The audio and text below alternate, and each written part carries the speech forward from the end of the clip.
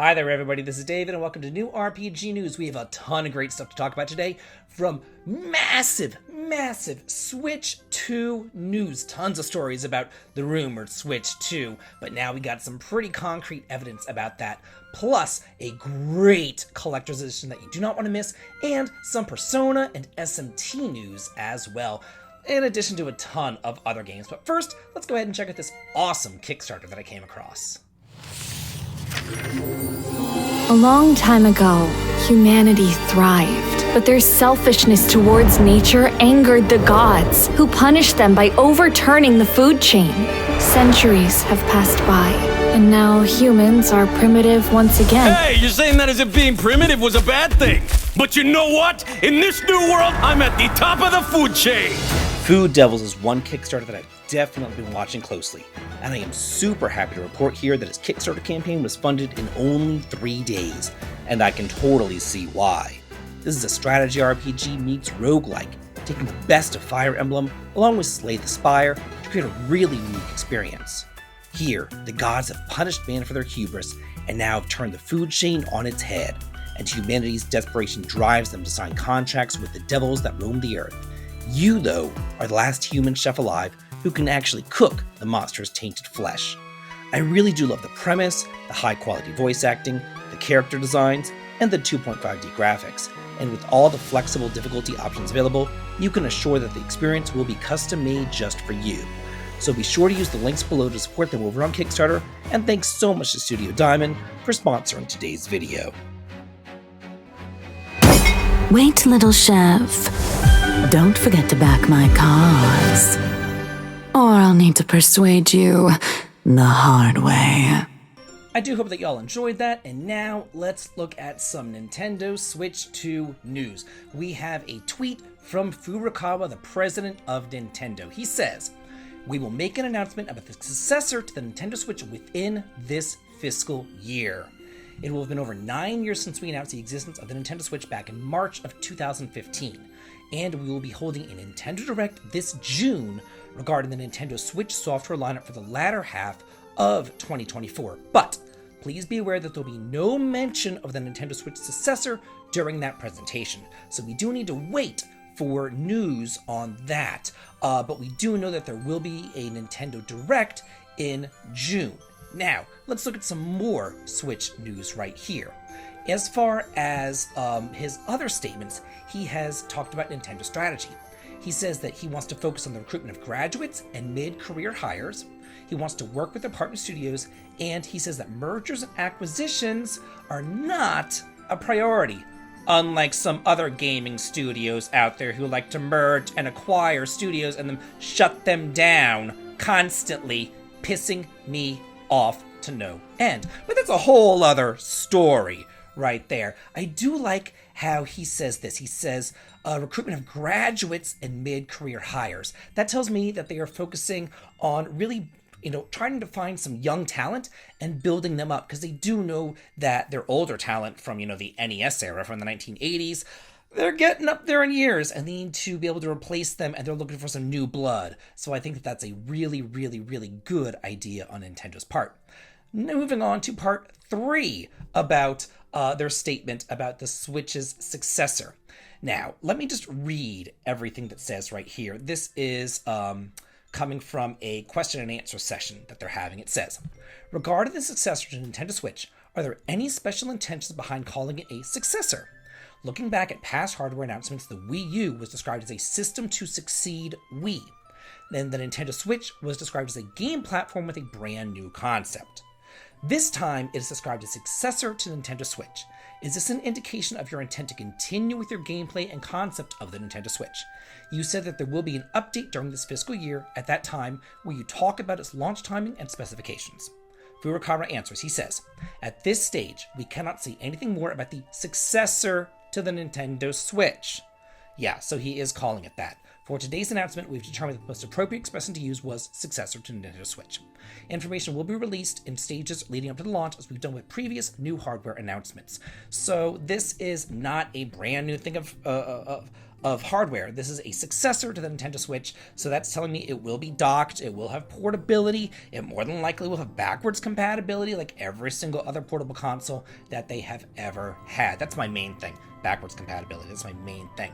Moving right along, more Nintendo Switch 2 news. It says here, Switch 2 hardware shipment information seems to be making the rounds over on Fami boards.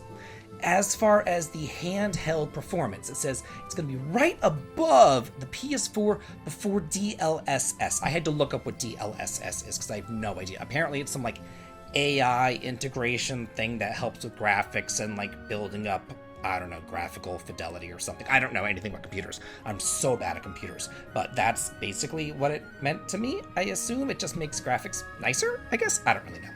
Whenever it's in docked mode, though, it'll be between the PS4 Pro and the Xbox Series S before the DLSS, with more modern hardware than the former. As far as its RAM is concerned, it says it's going to be slower than the PS5 and the Xbox X and S, but it will have more RAM capacity than the Xbox Series S. So it should have between 10.5 and 11 gigabytes of RAM available for games. So that's good. As far as the storage is concerned, and I have no idea what any of this means, I'm just going to read it. UFS 3.1 max speeds should be a hair under the Xbox Series S, so that's a 2.1 gigabyte versus a 2.4 gigabyte speed. Or no, I guess speed storage? I don't know. I'm so bad at computers. This is so hard for me to report because I'm so bad at computers. But it says, still stay skeptical, of course, this until Nintendo makes it official. But we do know that out there are leaks. People are getting this hardware. The companies are getting this hardware to create new games upon, so they will have launch games available. So we do know that these systems are out there in the wild. So of course, leaks are going to be happening. Sega is considering releasing Persona 5 The Phantom X expansion in Japan and worldwide. It is currently only available in Chinese and Korean. I am shocked beyond imagination that it has not yet been released in Japan. That is shocking to me, but whatever. I think it's really just only a matter of time. And they just say worldwide, that means US, Europe, everywhere. It says Sega's considering releasing the mobile spin-off game. They said this in their latest financial report. It says, future expansion in Japan and global is under consideration, reads a bullet point in that section of the report. It officially launched on April 12th over in China and April 18th in Taiwan and South Korea. And it says, according to Sega, the game is starting off as expected in those territories. I really do think that it's just a matter of time before this is going to be released over here, so everybody can have a chance to play it. It is Persona after all, and Persona sells like hotcakes over here. They'd be fools not to release this. Speaking of the Personas, we have the precursor to Persona, Shin Megami Tensei 5 Vengeance. A complete guide video has come out. It is 15 minutes long. There's a lot in it. I'm not going to spend 15 minutes going over all this stuff. Anyway, it says it's going to talk about new demons, new dungeons, and new systems. Enter a forbidden land hidden in Shinjuku. Ooh! So yeah, it's providing a complete overview of the game, all of the improvements as well. It says, at the beginning of the story, the player is presented with two different divergent paths. The story told in the original SMT5, which is called The Canon of Creation, and a brand new route, The Canon of Vengeance, which is a dramatic tale of revenge by the fallen. I've already played through The Canon of Creation, so if I do get this, I will obviously play through The Canon of Vengeance. So it says it follows the scenario of SMT5, but it changes drastically from the latter half of the game. The outcome will be completely different. Enjoy the two divergent stories to your heart's content. It says, in addition to the demons that appeared in SMT5, this title features more than 270 demons, including new demons drawn by the character designer Masayuki Doi. So then it goes through and it shows various demons and, all that. So yeah, there's a lot of pictures, a lot of stuff to read over here in this article, but I'm just going to hit the high points. There's a new miracle support skill called Estoma. It says numerous new miracles have been added, but one of the skills, Estoma, can be activated by triggering Magasushi gauge. While it's activated, you are undetectable by all but a few demons on the field, and whenever you do encounter a demon, the demon disappears and combat will be avoided. So it's kind of like the repel spell in Dragon Quest. There's a sub-quest. It says Return of the True Demon. All of the downloadable content quests sold in SMT5 are included in this title as standard features, and one of them, Return of the True Demon, can be completed by fulfilling certain conditions, which adds the Chaos Demi-Fiend added as a party member. But there's still other DLC still being sold separately, which is bobo bullshits, which we've already talked about last time. But anyway, been there, done that. Then, after you complete the game, there are some like New Game Plus stuff. And there's 3 different New Game Plus modes. There is the Newborn mode, which retains the following things. It says it basically, it's for people who want to replay the game or retain the difficulty of the battles. So it retains enemy status information, the Demon Compendium, removal of fusion restrictions, and some miracles. The Reborn version, it says, in addition to the elements carried over from Newborn, there's additional things carried over. It's recommended for those who want to play the game again, but they want to make the battles easier. So all your hero's abilities, including the miracles, ally demons, items including Maka and other valuables, and all your glory. Then there's Godborn. It says all the elements to be taken over are the same as in Reborn, but the enemy demons that appear will be greatly enhanced. So it's recommended for those seeking a playing experience through extreme battles. So it's like a New Game Plus challenge mode, essentially. This is coming out for the PS5, Xbox, PS4, Switch, and PC on June 14th. Witchspring R is coming out for the PS5, Xbox One, and Switch on August 29th as a simultaneously worldwide release. But check this bullshit out as usual. Japan is getting a standard edition as well as a physical limited edition. Are we? No, we're getting digital. It's such crap. Anyway, it says this is a story of a witch who was chased after by warriors. It is a story-focused RPG that combines elements of training, collecting, and exploring. Outside, you can enjoy collecting magical ingredients, fighting against warriors and monsters, and developing stories with various characters. At home, you can enjoy training your own witch by scheduling training and fusing magical ingredients that can be collected from the field. The witch's ending is enriched by the player's choice and the witch's growth. I have heard so many good things about this game, so if this sparks your interest in any way, shape, or form, be sure to check it out. Reynatis is getting a collaboration with Neo The World Ends With You. Who knew? Yeah, so, we haven't heard anything about The World Ends With You in years, and all of a sudden we're getting a collab with a brand new game, so that's interesting, it says. Players will be able to play a sub-quest with a new story featuring Shoka and others from Neo The World Ends With You. Here's a message from the producer. It says, "Does the noise at the end of the second trailer make sense now? That's right. We've transcended company boundaries to make this exciting collaboration happen, and surprises don't just end on April Fools. Marin and the others acquire Reaper pins and become participants in a strange game. What will happen? Find out in the new Shibuya storyline exclusive to Reynatis. Please look forward to the fate of Marin and Shoka with excitement." The English version trailer will be released soon. Right now I'm showing a Japanese trailer. Anyway, this is coming out September 27th in the West for the PS4, PS5, Switch, and PC. And we also have a really sweet collector's edition that I want to look at too. So here we are over on the Nice America store. This one is $100 for the Switch version. It looks like it's the same price for all. Yeah, it's the same price for all the versions, Switch, PS5, PS4. But it looks like it comes with some pretty cool stuff here, if I do say so myself. You can see the little tri-frame poster. You can see the soundtrack and the CD. You can see the art book. You can see the big box right there, all that kind of stuff, the little postcards and character artworks, the game box, all that cool stuff. You know what? I was actually in a discussion with somebody on Twitter. I'm always on Twitter. I'm on Twitter way too often. Anyway, I was in a discussion with somebody on Twitter the other day, and how do I get out of this? Can I just, I don't know how to get out of the thing back to the big thing. Anyway, I was in this discussion. There we go. I refreshed the page and it went over. And I was talking about things that I would rather see in a collector's edition. Like, this is all well and cool and good or whatever, but you know what I really, really, really want? I want a manual, like an instruction manual, like we used to get back in the day, that might be like 100 pages, and have all sorts of cool artwork and stuff in there. And I would like a strategy guide, like a really cool, nice, maybe a hardcover strategy guide, like the kind that we got from Mother 3, or the Lunar strategy guides, I think, or the Vanguard Bandit strategy guides. I think that'd be so nice. A cool strategy guide, a nice manual, and then maybe like some posters. The posters that we used to get back in the day. Like, think about what we got for Dragon Warrior 3 on the NES. Like, that's what I would love to see in the collector's editions. You know what I mean? A poster that I could hang on the wall. That would be so cool. O'Toole visual novel Celestia Chains of Fate, announced for the Switch and the PC. It's from the same studio as Valkyrian Arc Hero School Story.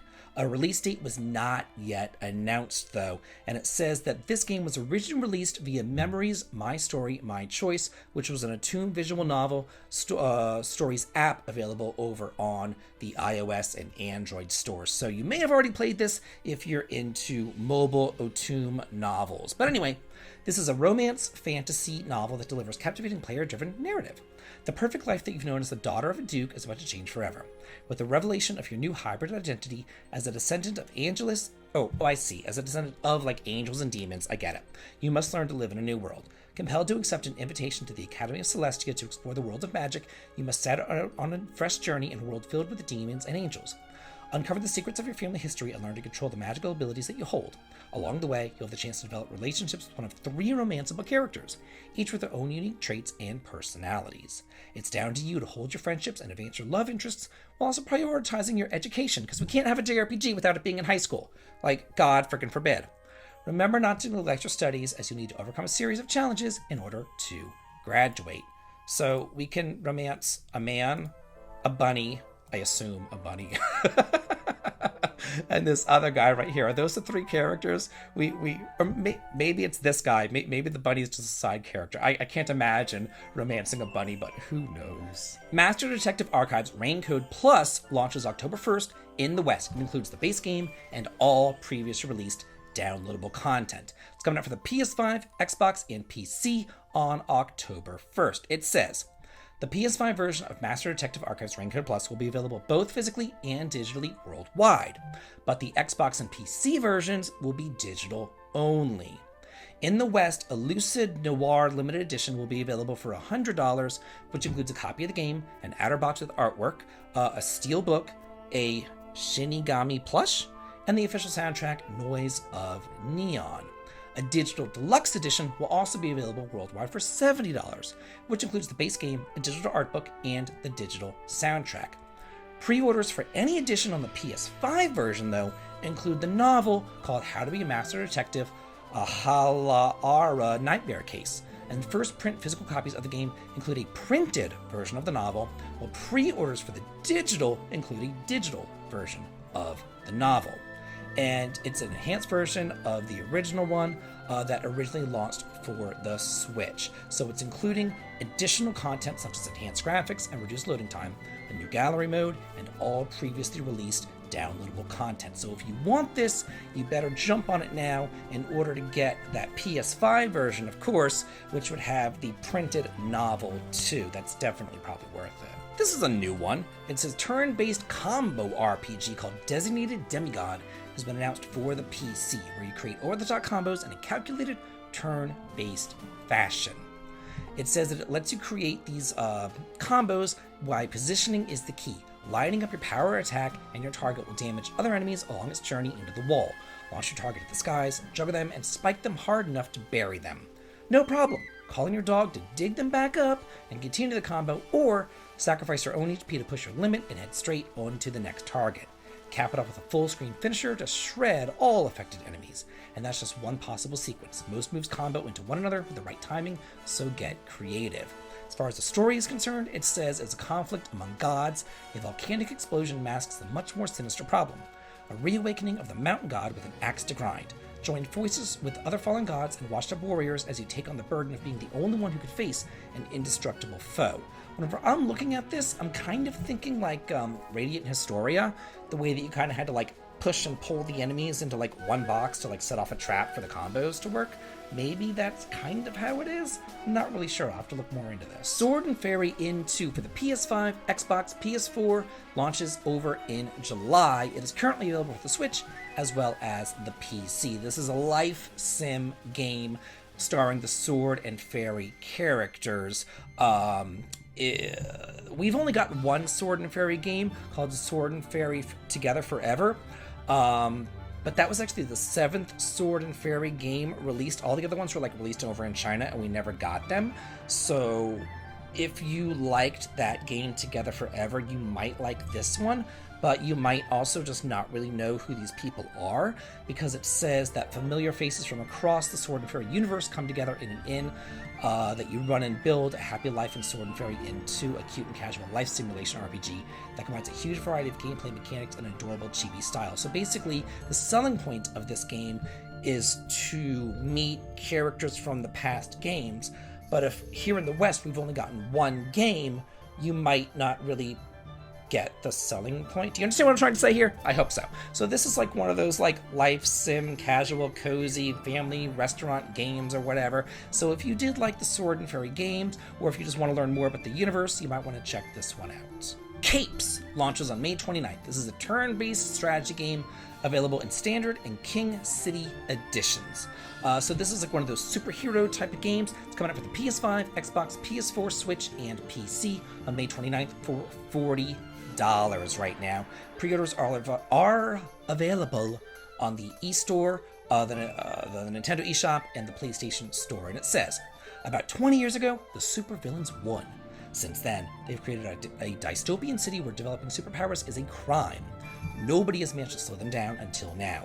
Capes is a turn-based superhero strategy game where you build a team of heroes and you fight back to take back control of the city. Play it across a series of campaign and patrol missions, choose to push forward with the story, or take time to explore the side missions and unlock more heroes, earn skill points and complete challenges, and learn more about your heroes' lives. So maybe if you like Marvel's Midnight Suns, you might like something like Capes. Supernatural life simulation game Moonlight Peaks, to be published in Xseed Games in Marvelous Europe. It is due out in 2026. A demo is now available. So this is a long way away. It says Moonlight Peaks takes place in its titular town, home to vampires, werewolves, mermaids, and other supernatural denizens who mostly come out at night, where the unnatural is the norm. As the grown-up progeny of Count Dracula, players will have to prove to their skeptical father that an unlife of compassion is possible, even for the undead. While players design their perfect vampire lair and learn the art of farming magical crops and witchcraft, they'll get to know the eclectic mix of human and supernatural residents that also call Moonlight Peaks home, and maybe even find their eternal love. So another kind of farming, harvesty, moon, story of seasons-y type game, but with the undead nighttime twist. And for a final cozy game, Tranquil Island Farming Simulation Starzand Island has been announced for the PC, due out in Q4 in 2025. So this one is another one that's kind of a ways away. And it says, escape to a Ghibli-esque island paradise. Starzand Island is more than just a game, it's a journey for the soul. Imagine yourself amidst warm sunshine, soft sands, lush meadows, gentle windmills, friendly townsfolk, affectionate dolphins, vibrant corals, holy crap, cozy cabins, and lively squirrels. God. This is an island world inspired by the whimsical style of Ghibli, where you can shed the burdens of reality and enjoy the peace and beauty of your very own slice of paradise. A rich farming and exploration experience as you trample over all the grasslands on your little motorbike and put oil all over the grasslands. That's very cozy, whatever. Experience the joy of gathering treasures from the sea, witnessing the growth of your crops, fishing in abundant waters, and discovering minerals and tropical plants on your adventurous expeditions. Dive into the depths for colorful corals and seek out hidden pearls, indulging in a diverse environment while every effort rewards you with a profound sense of accomplishment. Yeah, go over and run over and ruin all that grass with your motorcycle. Very accomplishing. The Gothic classic Reynatis Saga has been announced for the Switch. This includes Gothic Classic and Gothic 2 Complete Classic. I have heard of these Gothic games. I think that they came out like in the late 90s, early 2000s-ish, but Western RPG, so didn't play them. You know how it is. You know how it is. But interestingly, it's launching on June 27th for $40 as a retail exclusive title. Who knew? Not available digitally. You would think Western RPG, originally on a computer system, digital only. No, this is retail exclusive. How shocking. Anyway, it says 2 iconic RPGs in one box. Deadly foes yet to be conquered. Untold riches yet to be unearthed. Unbreakable bonds yet to be formed. Over 100 hours of fantasy RPG greatness await you on the journey of the nameless hero. Discover Reynatis and its mine colony in this masterpiece bundle of Gothic Classic and Gothic 2 Complete Classic. So yeah, I know it's Western RPG, but hey, if you're into this, and these are older games that I've heard of whenever I was, I don't know, I want to say it was about 20 or so when they came out, I would imagine. So yeah, you might want to pick them up. Speaking of things that you might want to pick up, the Nintendo World Championships NES Edition announced for Switch, due out July 18th. This is so freaking cool! This is so freaking cool. I remember reading about the Nintendo World Championship editions, or the Nintendo World Championship back in 1990 in the Nintendo Power. There were articles about it. I would read all about it. I'm like, this is so cool. Why can't I do something like this? Why don't I live in California? Why am I stuck in freaking Georgia and I can't do anything that's cool? But anyway... so jealous. Anyway, yeah, but this has gone on for quite a bit of time now, and we kind of get to relive it ourselves with this, and it's reliving my childhood. If you want it digitally, it's $30 on the Nintendo eShop. If you want it physically, which you do, it is $60, because we're going to go over this deluxe set, and it's coolio toolio. Look at this. You got a gold cart. I cannot even stand it. You got a Nintendo sleeve. You get a gold cart right there. You get these cards showcasing all the various games that are in it. Like, look at this. This is so freaking cool. I can't even stand it. Anyway, it says a special edition bundle includes a physical version of the game, a set of 5 collectible pins. That must be what these are. There's Link holding the Triforce, Mario with his little one-up, the Nintendo, or not the one-up, the mushroom power-up thing. The Nintendo World Championship Edition's pin. I can't that's Samus getting its little power-up, and that's Donkey Kong. So, gosh, my vision is, like, terrible. Anyway, 13 art cards commemorating each of the featured NES classics, and a replica of the fabled gold-colored NES pack. For display only, the stand is included. I can't even deal with this. There was a Fire Emblem collection. I have it back on my shelf back there. I might have to run and grab it. I don't know.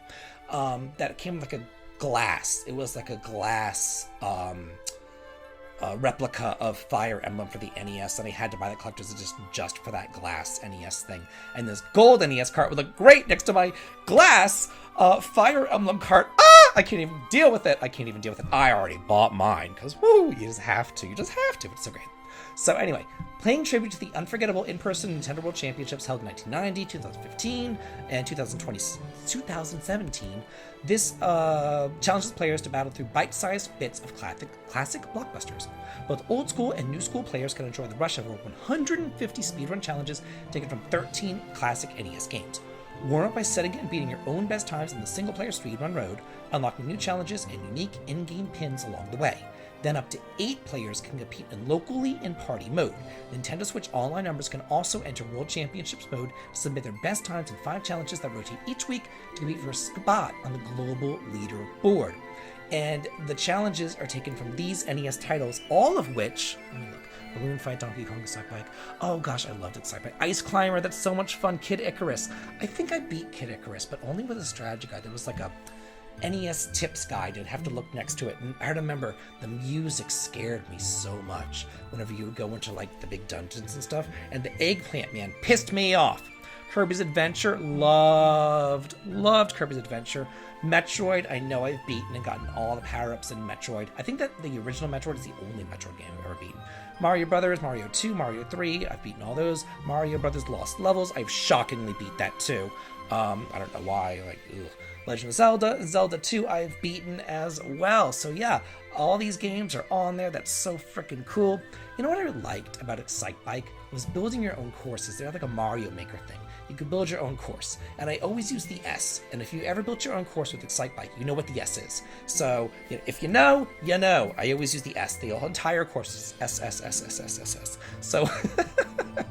So, it's only being sold at some... Oh, here we go.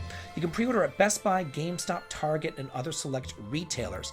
I know that it's sold out at many places because this is going to be scalped, people. So buy it if you don't want to get screwed.